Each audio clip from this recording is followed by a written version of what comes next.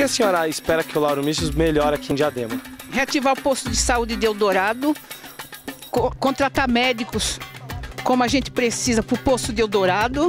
E a gente vai fazer um Papai Nicolau, tem que fazer dentro do banheiro por enfermeira, porque não tem médico. Saúde pública em Diadema é anarquia.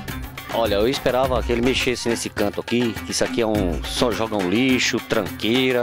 No meio do lixo aqui, entendeu? Rato, cobra, que a gente tem que ficar com a porta fechada aqui 24 horas, porque se deixar a porta aberta, enche de rato dentro de casa, entendeu? Você tá vendo a situação da rua aqui. Esse mato, céu aberto e esgoto. E o PT não tá fazendo nada por isso aí, pela gente. A gente cobra direto aí deles pra eles virem tirar esse lixo daqui, ó, entulho da porta da gente aí, e ninguém tira. Então é o seguinte, ó. Laurinho, eu confio em você, cara. Lauro Michel, cara. 43 domingo, hein? Eu vou votar em você. Minha família toda que foi petista vai votar em você, cara. Eu confio em você. Quero ver, hein? Quero ver. Falou, hein? Lauro Michels, o prefeito da mudança.